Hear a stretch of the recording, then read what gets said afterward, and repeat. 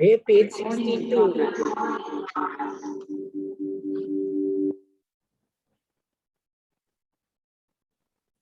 Okay, so we are reading The Power versus Force by David Hawkins. We are on chapter 2, page number 62 of the book. Page 11 of the PDF.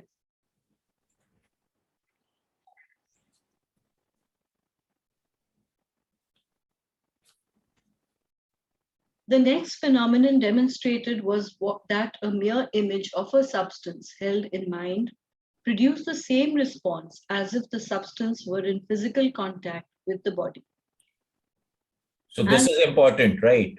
What he is very clearly saying is that if you hold the image or you hold a thought in your mind, it will immediately affect the body as if that thing is happening or it is in your hand. So if you're imagining an object, you will have the object in your hand.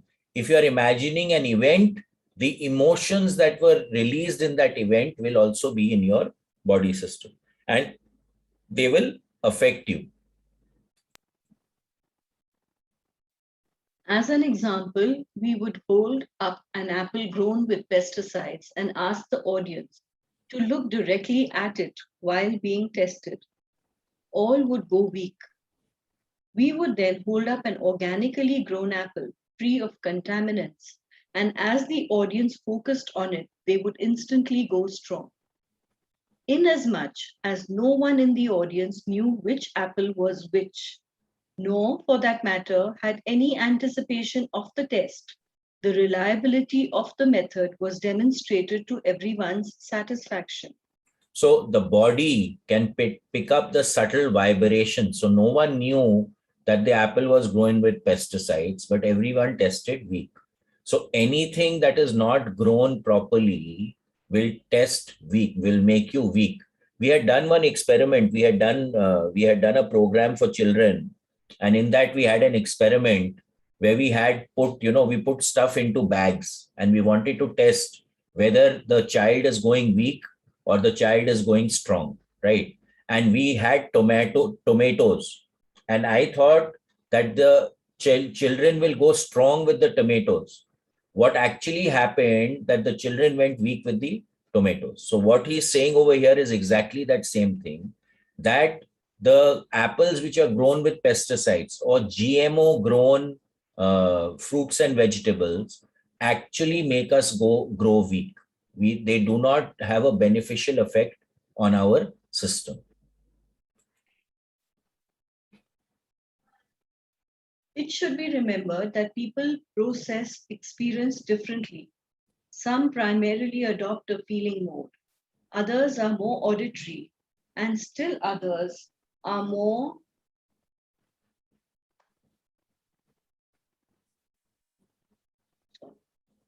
visual. Therefore, test questions should avoid such phrases situation or experience, or how does it look, or how does it sound. Customarily, if one says, hold the situation or person, place, thing, or feeling in mind, the subject will instinctively select his appropriate mode. Okay, so everyone senses and perceives things in a particular way. All of us have a preference to one of the senses. And whenever we are sensing or are told to sense something or relate with something, our preferred method will be used. This is something that we even saw in dermatology that we did, long time back. We had this talk on dermatology where she actually just took the fingerprints of a person, and using that, they could discern whether the person will learn better auditorily or visually or kinesthetically or through feelings. So all that, reading a book or listening to a book, how will a person learn better? So all of us have a propensity. So basically everyone will react with the propensity that they are associated with. Occasionally, in an effort, perhaps even unconscious, to disguise their response, Subjects will select a mode which is not their customary mode of processing and give a false response. If elicits such response, the question should be rephrased. For example, a patient who feels guilty about his anger towards his mother may hold in mind a photograph of her and test strong. However, if the tester were to rephrase the question to ask this subject to hold in mind his present attitude towards his mother, he would instantly go weak. So again, your association with a particular memory and what it did to you will also have an effect on the testing, right? So that's why asking the right question is extremely, extremely important. Most of the issue is that we don't ask the right question. So whenever we get a wrong answer, it's that we are not asking the right question. And this is something that we've observed again when we go into the one bread technique in the excursion. If you don't ask the right question, you'll never get the right answer. So asking the right question becomes very important. And when you rephrase the question, right, the meaning of the question changes and the results will also be different according to the question that you have asked. Other precautions to maintain the accuracy of the test include removing eyeglasses, especially if they have metal frames and had synthetic materials on top of the head, make everyone go weak. The testing arm should also be free of jewelry, especially quartz wristwatches. So this is again very important. Okay. All these items, they have effects on us. Anything that is unnatural will normally always make us go weak. I have seen with quartz watches, it makes everyone go weak. And this is the reason why I actually left wearing quartz watches a few decades back. It really makes you weak. So the point of is very clear that, if you have anything in your body when you're testing, which is making you go weak, then again, it's an issue. We need to let go of that thing. When an anomalous response does occur, further investigation should eventually reveal the cause. The tester, for instance, might be wearing a perfume to which the patient has an adverse reaction, producing false negative responses.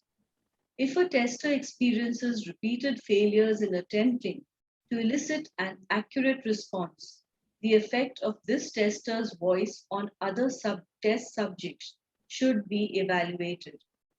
Some testers, at least at certain times, may express sufficient negative emotion in their voices to affect test results.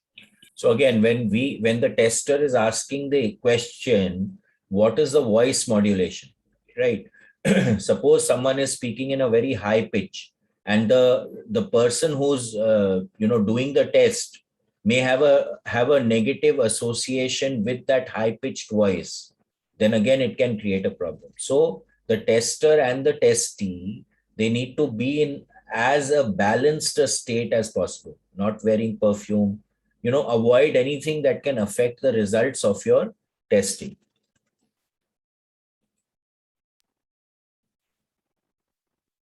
Another factor to be considered in the face of a paradoxical response is the time frame of the memory or image involved. If a test subject is holding in mind a given person and their relationship, the response will depend on the period the memory or image represents. So again, we do not have an association with a thing or a person or a place constantly, right? Depending on what is the time frame in which we actually associate with that person, okay, that will also give the results accordingly. So we have to be very clear and specific when we are asking the question. It becomes extremely important because suppose you are, see, most of us are married here, right? Now, all of us have a good relationship, mostly have a good relationship with our spouse. But every relationship also has an up and down, right? Now, if you think of your wife or your husband or your spouse at a time period when you were having a fight and you were down, it will result in pulling you down. This is another reason that when we are doing heart focused breathing from the Resilience Advantage program, we tell you to avoid thinking of your spouse or with anyone who you could at any point in time have a depleting association, right? So it is best to think of babies or think of something in nature or think of an animal, right? Now, an animal also you can have a depleting relationship, especially when a dear pet dies, right? So if you bring in that association, then it can become a problem. So the best thing to do when we are looking for something uplifting or nice is to think of something in nature. This is generally the case, right? Not to think of someone who you can have an up and down relationship. So that's what he's saying over here, that the period of which you think of that person will affect the test. If he is remembering his relationship with his brother from childhood, he may have a different response than if he is holding in mind an image of the relationship as it is today. Questioning always has to be narrowed down quite specifically. One other cause for paradoxical test results is a physical condition of the test subject resulting from stress or depression of thymus gland function from encountering a very negative energy field. The thymus gland is the central controller of the body's acupuncture energy system, and when its energy is low, test results are unpredictable. This can be easily remedied in a few seconds by a simple technique discovered by Dr. John Diamond, which he called the Thymus Thumb. The thymus gland is located directly behind the top of the breastbone. With clenched fist, pound over this area rhythmically several times while smiling and thinking of someone you love. At each thump, say ha ha ha, retesting when function of thymic dominance, and test results will return to normal. So again, this is sorry. So this is something, that we talk about in many cases where if you see, the gorillas, they do something like this, right?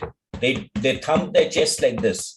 What are they actually doing is actually stimulating the thymus gland, which is situated right here. Yesterday, even Marlisa was tapping over here, So this releases, this is a controlling center of the gland. So it can really, and it's also the center for your immunity system.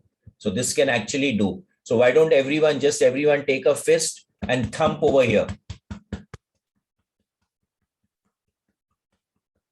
You'll feel, once you do that, you'll feel that, as if energy is radiating through your body system. So he's saying that when you are in a depleted energy and you've associated with something, it can actually affect the reading because your field is not clear, right? So to clear it, you can actually do this. There is another process which is there, which we are learning in biogeometry.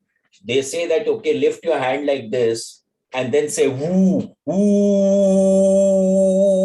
That also clears your field. So you can use these two processes to clear your field. Yes, Chachi. Niket, there's one EFT thing, where you tap on all your body so parts. that's tapping. It's So called that's tapping. that's also similar to what you're saying, right? Correct. Exactly. So that is what tapping is. Tapping, basically you tap in various places in your hand like this, like this, Acupressure like this. points, yeah. Then you can tap over Yeah. here. We had a Yeah. talk on tapping already. You do Okay. tap over here, you tap on the eyes over here. So there are various points which will release the trauma. Okay. You could also use IEMT, the eye movement. Many of you Yeah. attended that talk on IEMT, and you move your hands like this and follow with your eyes. That will also clear your field. So there are many ways of clearing your field. You could even try to attempt to put a reball or going to F10 or going to F12. All these practices will clear the field. So before you go into testing, it's always better to clear your field and then do the testing, because otherwise whatever is in your field will affect the testing that you are doing.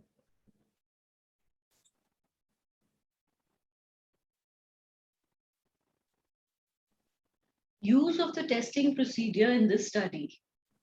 The testing technique just described is that recommended by Dr. Diamond in behavioral kinesiology. The only variation introduced in our study was the correlation of responses with a logarithmic scale to calibrate the relative power of the energy of different attitudes, thoughts, feelings, situations, and relationships. Because the test is rapid, actually taking less than 10 seconds, it is possible to process an enormous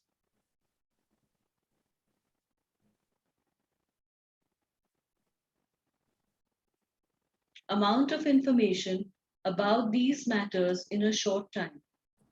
The numerical scale elicited spontaneously from test subjects ranges from the values of mere physical existence at 1 to 600, the apex of ordinary consciousness, and then on to 1000, comprehending advanced states of enlightenment. Responses in the form of simple yes or no answers determine the calibration of the subject. For example, if just being alive is 1, then the power of love is over 200. Subject goes strong, indicating a yes. Love is over 300, subject still goes strong. Love is over 400, subject stays strong. Love subject still strong. In this case, love calibrated at 500, and this figure proved reproducible regardless how many test subjects were tested.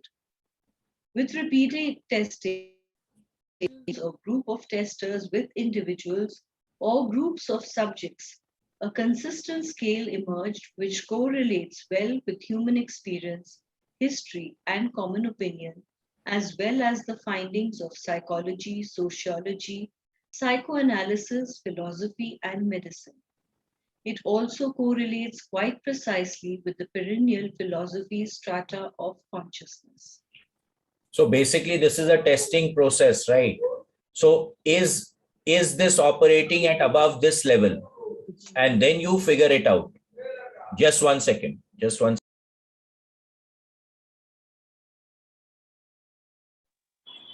So basically, what they are saying is that you can keep testing something and raise the level, right? So is it operating at 200? Yes. Is it operating above 200, above 300, above 400, above 500?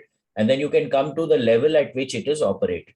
Okay, we are going to do the test right now. So you all will understand this better when you start doing it.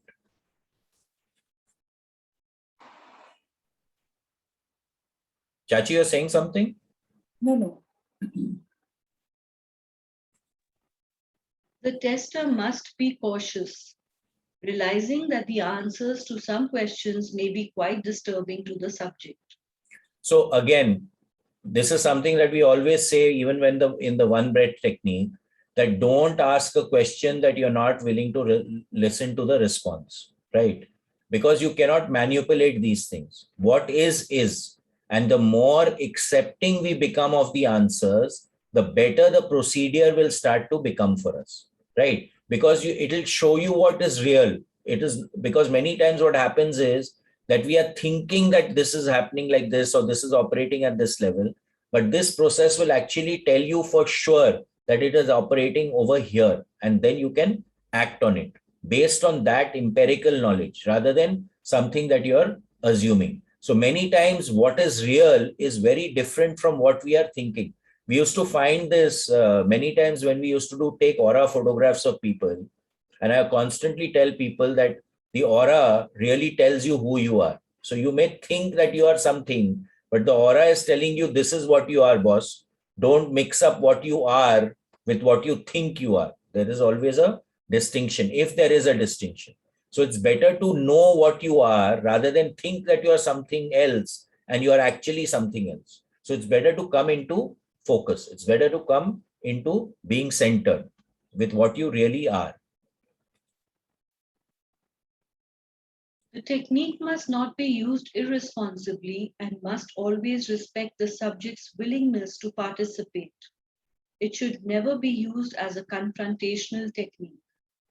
In clinical situations, a personal question is never posed to the test subject, unless it is pertinent to a therapeutic purpose.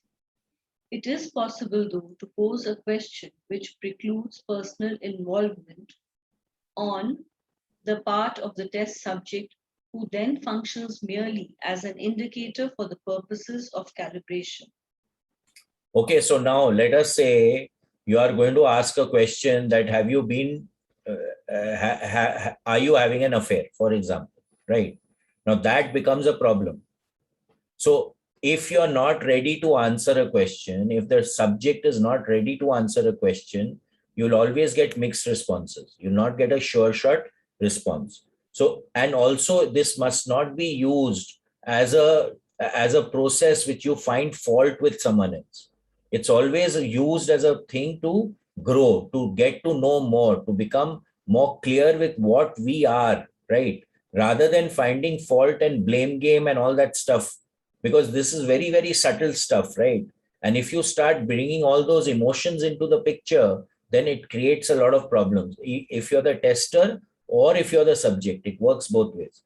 What we are going to do today is to test for ourselves, right? So again, you must come from a center of equanimity when you want to really test. If your mind is queened, then that is the kind of answers you will get. It's the same thing with the pendulum that we did in the 7th chakra. You have to keep your mind empty, right? You have to be in that state of equanimity when you're testing to get accurate results. If you are thinking something, then the pendulum will respond to your thinking, right? So that becomes very important, to become equanimous, to be balanced within yourself, rather than create a wavering in your field and then doing the testing. So I would say that, in our terminology, if you do the testing when you're an F10 or F12, it would be a better field to actually do the testing for yourself, technically speaking. But then that will again affect your equanimity. So again, you can test in C1 consciousness, in F10, in F12. You may get different results in all the states of consciousness. The test response is independent of the subject's physical strength. It is frequently dumbfounding to well-muscled athletes when they go just as weak as anyone else in response to a noxious stimulus. The tester may well be a frail woman who weighs less than 100 pounds, and the subject may be a professional football player who weighs more than 200, but the test results will be the same, as she puts down his powerful arm with a mere 2 fingers. So again, as you go weak, right, you may be the most strong person, you go weak, your hand will just go like that. And I've seen it happen with a lot of people, right? You just push it, boom, you put that thing into the hand and track, the hand will go down. They just, how much ever josh they lagao, it doesn't stay, it will go down. 3. Test results and interpretation. A goal of this study is to generate a practical map of the energy fields of consciousness so as to delineate the range and general geography of an uncharted area of human investigation in order to make this more easily apprehensible for the reader. The numerical designations arrived at for the various energy fields have been rounded to comparative figures. As we look at the map of consciousness, it becomes clear that the calibrated levels correlate with specific processes of consciousness, emotions, perceptions, or attitudes, worldviews, and spiritual beliefs. If space permitted, the chart could be extended to include all areas of human behavior. Throughout the research results were mutually corroborating. The more detailed and extensive the investigation, the greater was this corroboration.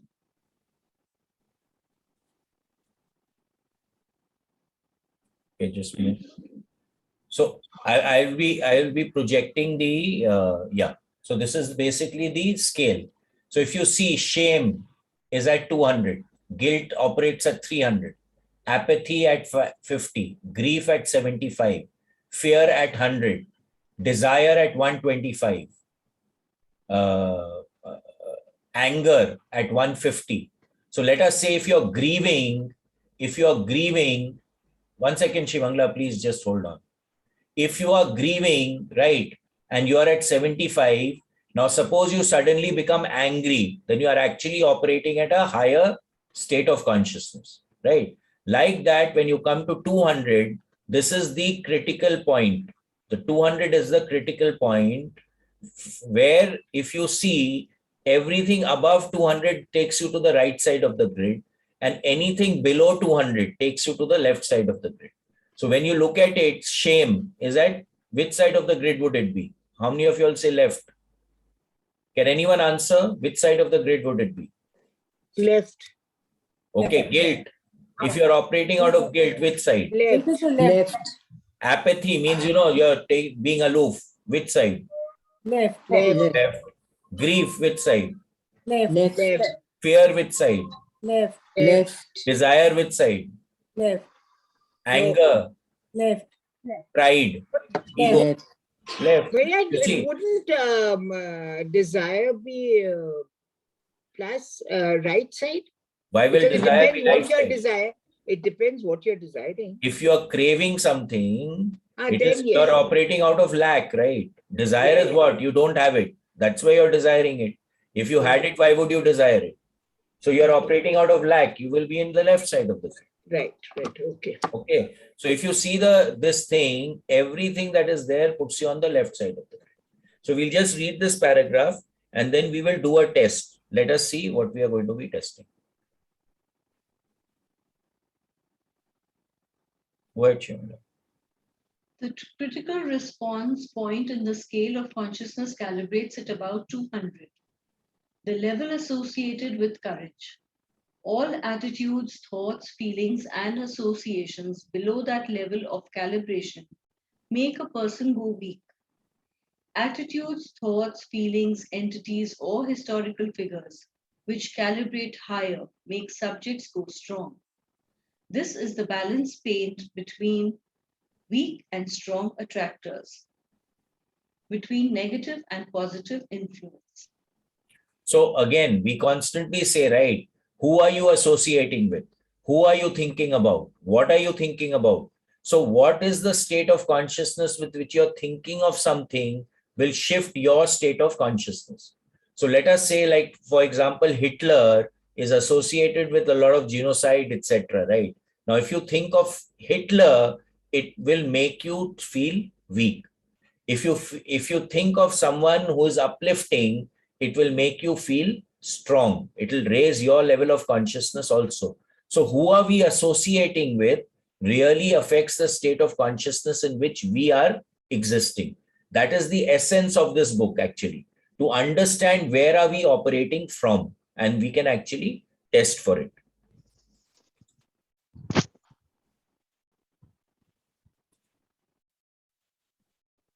At the levels below 200, the primary impetus is survival, although at the very bottom of the scale, the zone of hopelessness and depression, even this motive is lacking.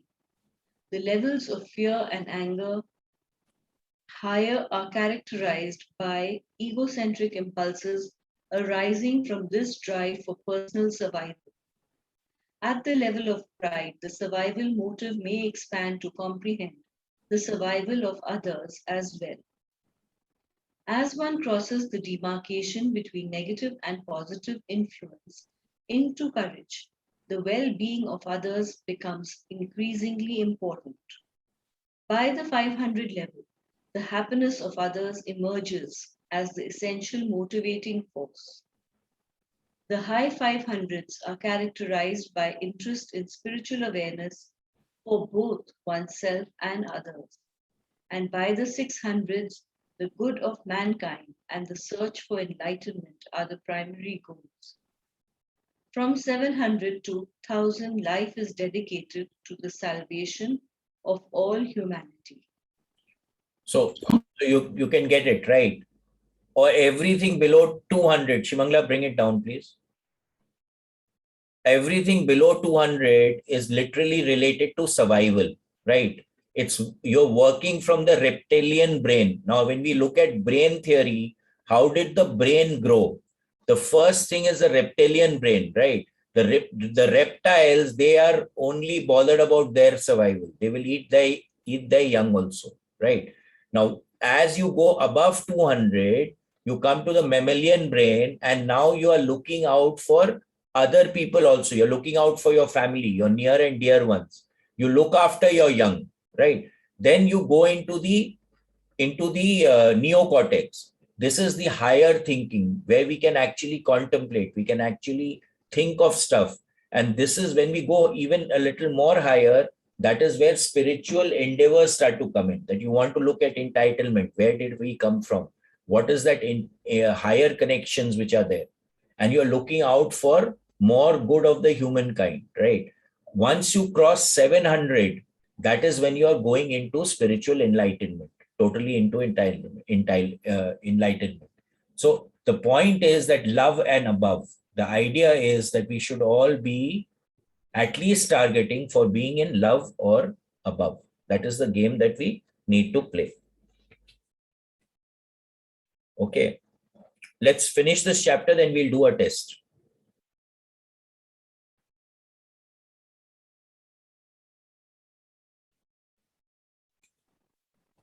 Reflection on this map can induce a profound expansion of one's empathy for life in its variety of expressions. If we examine ostensibly less virtuous emotional attitudes, we realize they are neither good nor bad. Moralistic judgments are merely a function of the viewpoint from which they proceed. So again, nothing is good or bad. The way that you're looking at it makes it good or bad.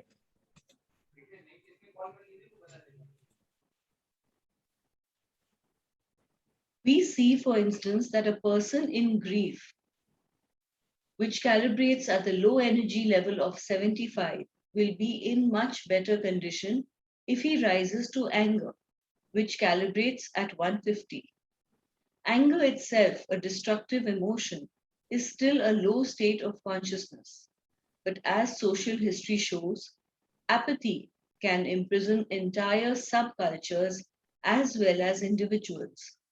If the hopeless can come to want something better, desire at 125, and then use the energy of anger at 150 to develop pride 175, they may then be able to take the step to courage, which calibrates at 200, and proceed to ameliorate their individual or collective conditions. So again, sorry. Oh, sorry. Yes, Raghuji, you're saying something? Yes, I want to know Yeah. if a guy is ardent follower of or admirer of Hitler, how would you test? How would he test? Yeah. So again, so that is a matter of contention. Yes. That if he is an ardent follower of Hitler, what is the response? We'd have to check. Yeah. We would definitely have to check. He would not be negative, I think. I don't know. We'd have to do a check, and you can do a check. Yeah, because it's okay. What I'm saying is that it's very subjective. It's not. It is subjective to a certain extent, but Yes, then you can figure out for yourself what is making you strong and what is making you weak, right? That is the basic idea. As he's saying very clearly in this paragraph, that if someone is in the level of consciousness at grief, which is 75, if he starts to get angry, then it becomes better. Okay, Rita ji, please don't annotate. Rita ji, don't annotate. Okay, so Shimangla, you'll have to clear it. Yes, Renu ji. Bhaiya, would it not be that it's the attitude, the reason that he likes, he's a lover of Hitler? If What? he likes what Raghuji was talking about, a person who is,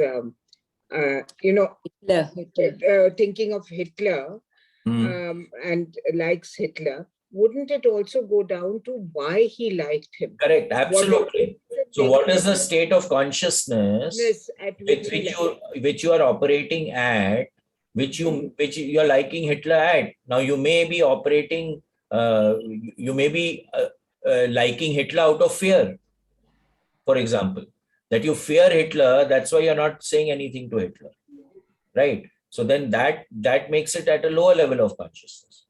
Or even which quality of his you like. Correct, absolutely. So all those factors will start coming in. That's why we said now that asking the right question is extremely important, because if you don't ask the right question, you're not going to get the right answer. Okay, so in this game, the ability to ask the right question is extremely important.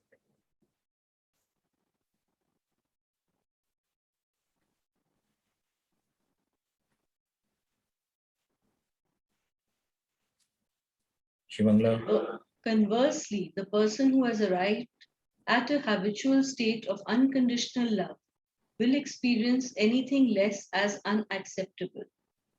As one advances in the evolution of his individual consciousness, the process becomes self-perpetuating and self-correcting, so that self-improvement becomes a way of life.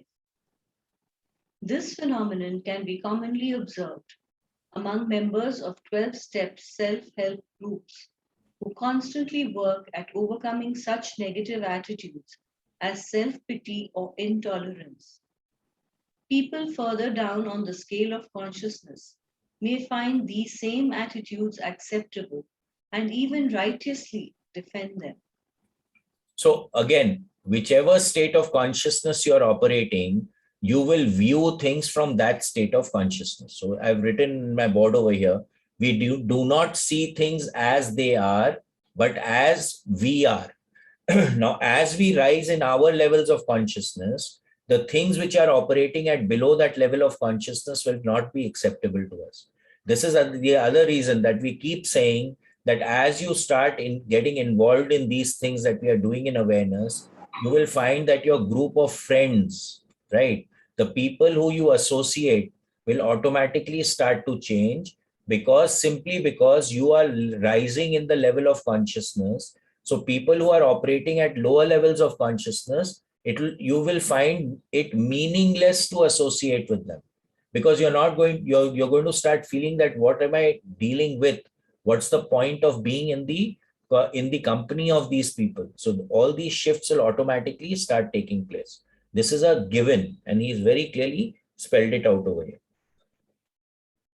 The 12-step processes in Alcoholic Anonymous, where they actually take alcoholics. They take alcoholics and they take them through this process, the 12-step process, which allow them to get out of the issues that they are facing, right? And they make them grow in consciousness through the 12-step process, which allows them to quit alcoholism.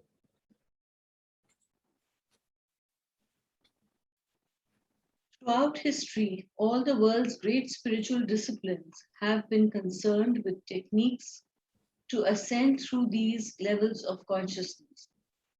Most have also implied or specifically stated that to move up this ladder is an arduous task. Success depends on having a teacher, or at least teachings, to give specific instruction and inspiration to the aspirant, who might otherwise despair over his inability to achieve his goal unaided. Hopefully, our chart may facilitate this ultimate human endeavor. So again, guidance is always important when we want to grow, right? That guidance can come from things. It can come from, like, for example, I constantly say I've made technology my guru. So reading books, getting to know with people. And one thing I have seen, right, with this scale of measurement, you can actually start assessing which people around you are operating at a higher level of consciousness than you. And then if you start associating with them, because of their presence, because of your association with them, you will find your level of consciousness will also start to go up, right? Because it's very difficult to find a real guru who's operating at high 800, 900 kind of thing. So if someone is operating at even slightly higher than you, maybe 100 points higher than you, which is actually when you look at logarithms, it is much higher. Even that 50-point jump is a huge jump. So always look for people who are operating at a higher state of consciousness than you to associate with them. Yes, Bianca? Hi, Bhaiya. Just wanted to ask you, so how do we know that they're operating from a higher state of consciousness? So that's when we recognize and... So when we start testing, you will be able to actually start testing. Okay, so we are reading this and hopefully we'll have time to do a small test today. Okay, then you'll understand. Then again, practice makes perfect, right? You have to be in a state of equanimity to use the test. So one step at a time. Okay, let's just finish this chapter. Let's finish this and then we'll do a test. Okay. The epistemological effect of awareness of this schema is subtle, but can be far-reaching. Implications of these findings have pragmatic application to sports, medicine, psychiatry, psychology, personal relationships, and the general quest for happiness. Contemplation of the map of consciousness can, for instance, transform one's understanding of causality. As perception itself evolves with one's level of consciousness, it becomes apparent that what the world calls the domain of causes is in fact the domain of effects. By taking responsibility for the consequences of his own perceptions, the observer can transcend the role of victim to an understanding that nothing out here has power over you. It is not life's events, but how one reacts to them, the attitude that one has about them, which determines whether they have a positive or negative effect on one's life, whether they are experienced as opportunity or as stress. So this becomes important, right? You cannot grow if you don't know how to grow. So when you are even looking at this map, I'm going to post this map on the book reading group, right? I hope all of you are in the book reading group. So even by just seeing the map and assessing where you're operating from will allow you to shift your state of consciousness, because you will start contemplating, you will start observing that today when I'm getting angry, I'm operating at 150. If I'm in grief, I'm operating at 75. Is it worth it for me to be at that state of consciousness? So automatically you will start aspiring to start growing, right? And also when you see what is real for you is whatever you are perceiving. So if you change the way that you're perceiving, you change the way that you're associating, or that thing or that situation is occurring to you. And the moment that shift takes place, you shift your state of consciousness also. So the point is that what we keep saying, watch your thoughts, be aware of what you're thinking, becomes very important when you're looking at these levels of consciousness.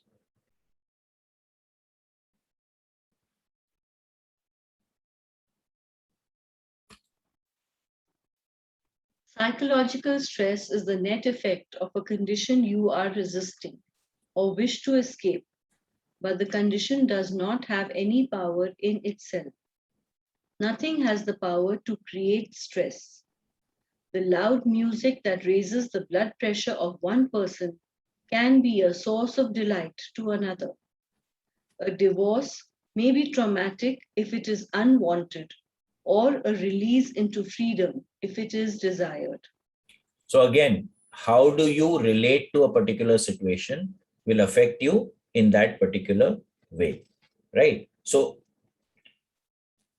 today, even in the Vedantic classes, Nagarji keeps saying that nothing in the world should flutter you, right? If you can maintain your equanimity, you maintain your centeredness through the ups and downs of life, then nothing can affect you. You're on your way to a higher state of consciousness. But things affect us. So the point of resilience starts to come into the game.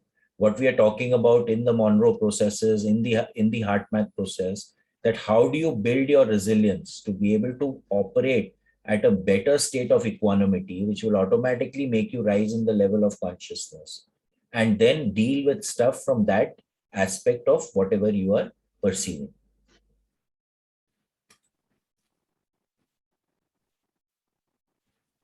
The map of consciousness also casts a new light on the progress of history. A most important distinction for the purposes of this study is that between force and true power. We, cats, for example, investigate a historical epoch, such as the end of British colonialism in India. If we calibrate the position of the British Empire at the time, one of self-interest and exploitation, we find that it was well below the critical level of 200 on the scale of consciousness. The motivation of Mahatma Gandhi, calibrated at 700, was very near the top of the range of normal human consciousness. Gandhi won in this struggle because his position was one of far greater power. The British Empire represented force calibrated at 175, and when force meets power, force is eventually defeated. So what they are saying over here is that anything above 200 is operating with power. Anything below 200 is operating with force. And whenever anything operating with force comes in contact with anything that is operating out of power, which is above 200, it is bound to lose. At the end of the day, it will lose. Maybe it will inflict a lot of pain and all that stuff will happen. But at the end, the power will always take over force. We may observe how throughout history society has tried to treat social problems by legislative action, warfare, market manipulation, laws and prohibitions, all manifestations of force, only to see these problems persist or recur despite the treatment. Although governments or individuals proceeding from positions of force are myopic, to the sensitive observer, it eventually becomes obvious that conditions of social conflict will not disappear until the underlying etiology has been exposed and healed. So again, force at the end of the day literally never works, because the moment the person who's being oppressed gets a chance, they will rise and put you down. But when you are operating from power, you do not need to apply force, right? Everyone will automatically listen to you rather than being scared of you and then listening to you. So it is a matter of listening to someone out of respect and actually caring for what that person is saying. And the other one is listening to a person because of fear, right? Now, which one will win? Every time the one operating out of love, out of compassion, out of gentleness will ultimately win at the end of the day. For a short term, the force might take over, but ultimately the power will always take the cake.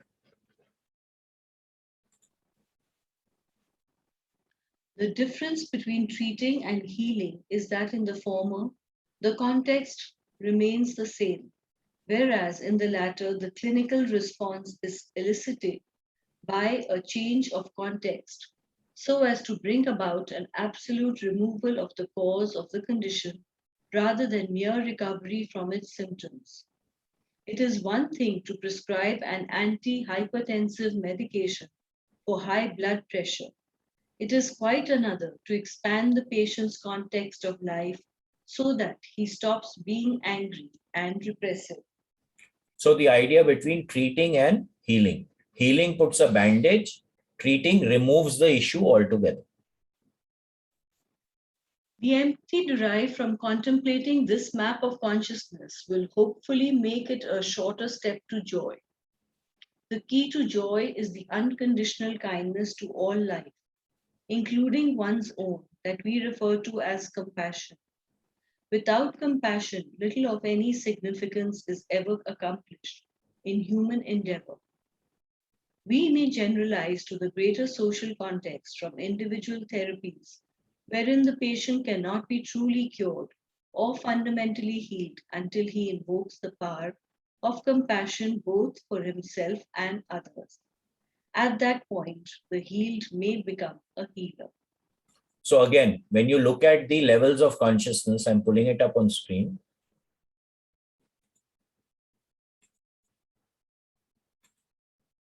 One second, sorry. I'll pull it up. No, 1 second, hold on.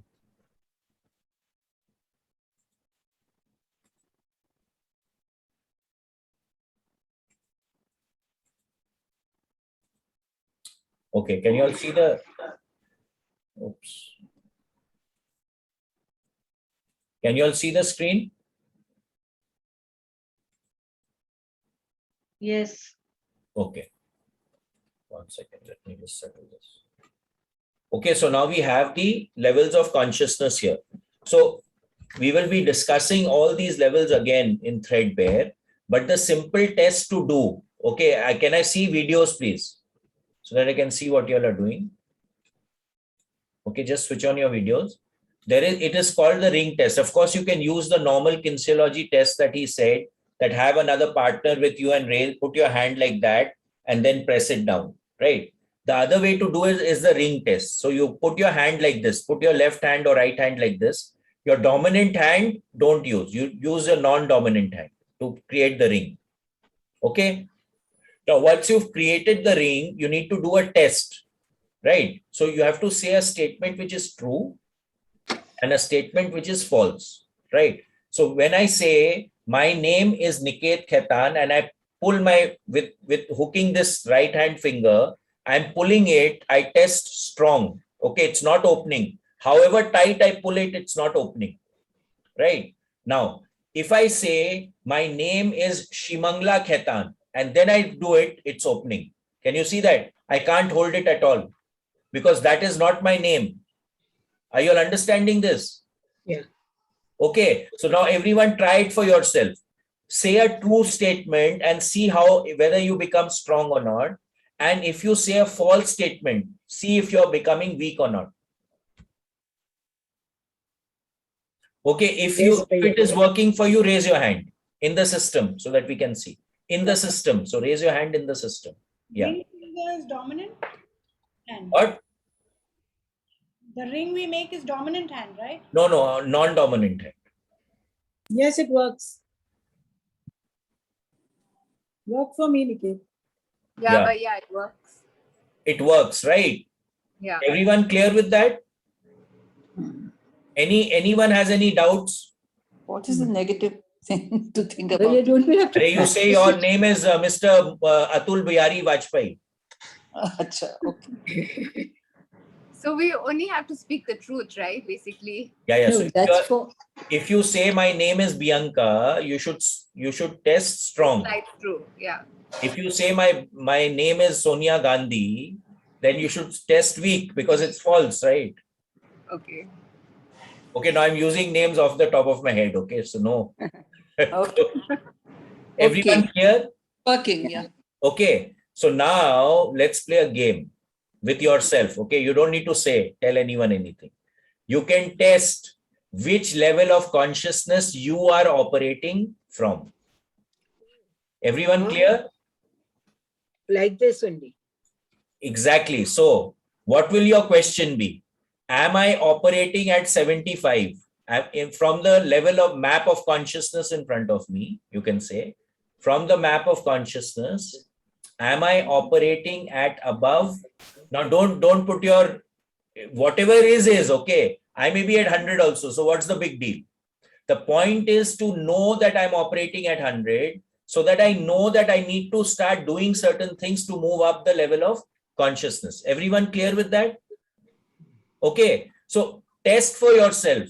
What level of consciousness are you operating at? So you'll say, am I operating at above 25? Yes. Above 50? Yes. Above 75? Yes. Above 100? Yes. I'm really pulling it. Okay. No, I'm really using a lot of strength. Am I above 200? Yes. Am I above 250? Yes. I'm above 310. Now it's becoming slightly weak, but it's still holding. Okay. Am I operating at 350? Now mine opens. Okay, so my level of consciousness just now is not very high for whatever reason. Okay, so am I operating above 210? Yes. Above 220? Yes. Sorry, 310? Yes. 320? Yes. 330? It's really opening. 331, it opens. So my level of consciousness right now at this point in time is operating at 320 or 331. Are you all getting that? So what is the level of consciousness that you are operating at? Now be true to yourself. Don't try to fiddle around with it. Everyone got that? Yeah. Okay. Now let us say you are desiring something. Okay. Now you can test at what level of consciousness will that thing manifest. So we were talking about attractor fields. Everyone remember what we were talking about, attractor fields? Yes. That the field has to be created before a thing will manifest. Right? So now you can test that. Suppose you want to go to America for a holiday. What is the level of consciousness at which that trip will manifest? Right? And then you can test what is the level of consciousness you are operating at vis-a-vis that manifestation of the trip. Now, if you're operating at a lower level of consciousness, then what it is required for it to manifest, do you think it is going to manifest? No. Are you all getting the trick over here?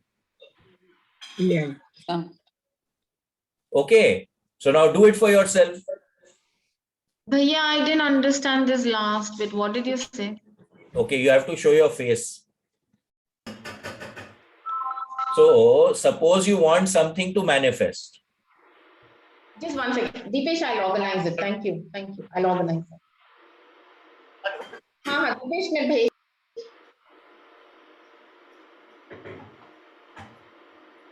Chalo, don't worry. Suppose you want to manifest something, right? It needs a certain level of consciousness for the attractor field to be created.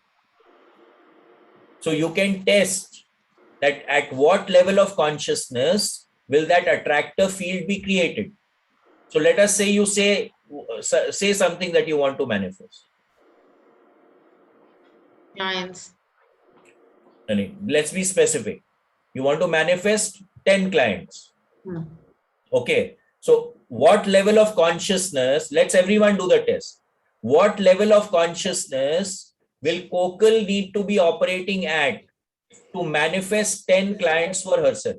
Okay, now everyone test. Is it above 100? Yes. Above 200? Yes. Above 300? No. So above 210, 220, 230, 240, 250, 260, 270, 280. It leaves at 280. That's my testing, right? So she needs to be operating at the level of consciousness at 280 for her to manifest 10 clients. Can Right? I ask a question? You have 1 second, auntie. Let me finish this. Right now, what is the level of consciousness at which Kokil is actually operating at right now? Figure it out, Kokil, for yourself. 280. She should manifest. 1 second, 1 second. Just keep.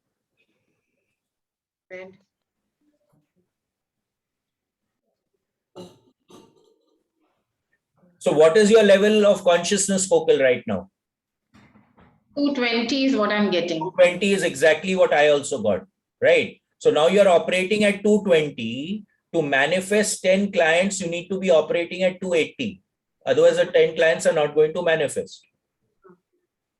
So now you can figure out what are the tools that I can use for me to be able to get to 280.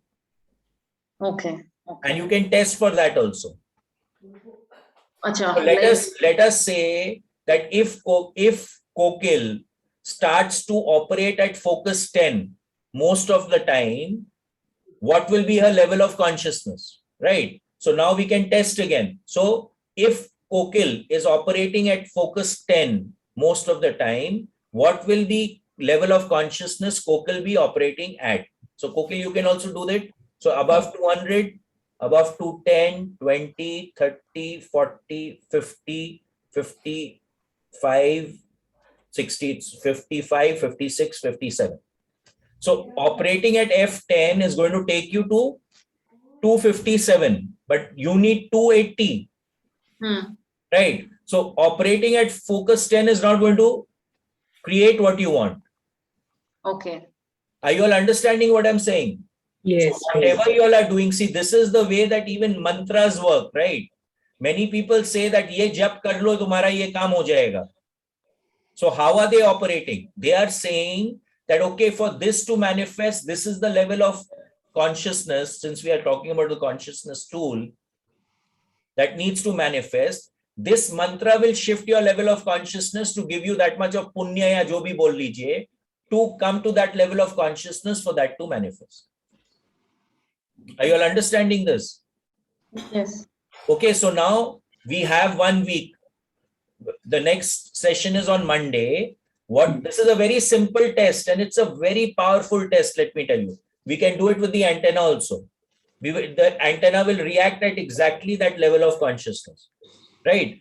So you can test for yourself that today, if you want to do something, what is the level of consciousness you need to be at for it to manifest?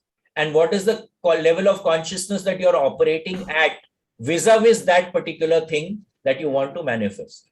And then you can do the maths for yourself. Everyone clear with this? Yes, Priya. Okay, I'm going to stop the share. Yes.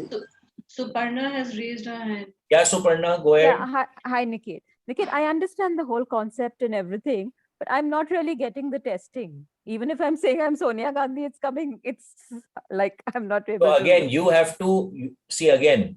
You have to be empirical about it, right? Okay. Be gentle with yourself. Be compassionate with yourself.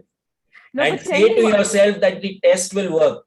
Okay, but tell me, do we put pressure? Like when I'm making a ring, do I put pressure on the I ring? am or putting I full just- pressure. I am putting put full full pressure pressure. here, and I'm Yeah. putting full pressure here.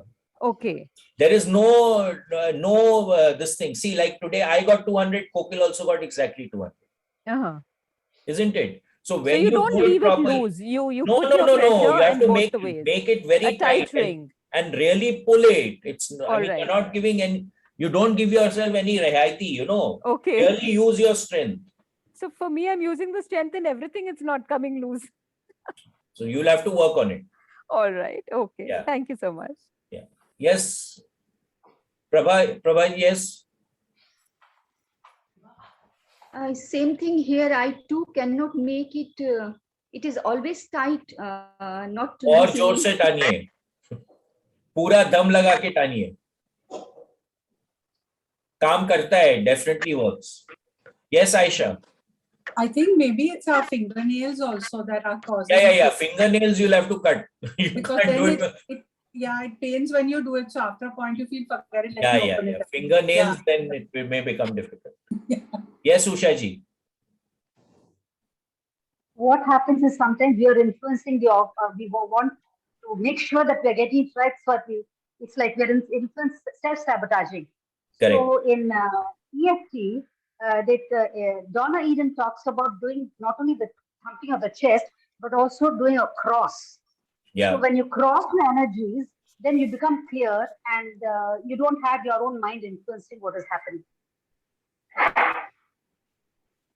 I'm putting you on spotlight. Show us what you mean by the cross. See, when our energies are not crossed, we are not open to our own selves. We are Yeah. So show how you uncross. So what you do is you can either do marching with an exaggerated way. Touch your knee with your left knee with your right hand and right knee with your left hand. You do Okay. a few of that. Yeah. Or even just swinging. Okay. Or drawing your hands across the body like this. Wonderful. For 2-3 times. So this is easy now. Draw your hands across the body. Let's do that. This is very easy. And then thump the chest. What we did. Thump the chest. Great. Thank Basically, you. you get across. The left and right brain needs to be sorted out. They shouldn't get in the way. Great. 1 second.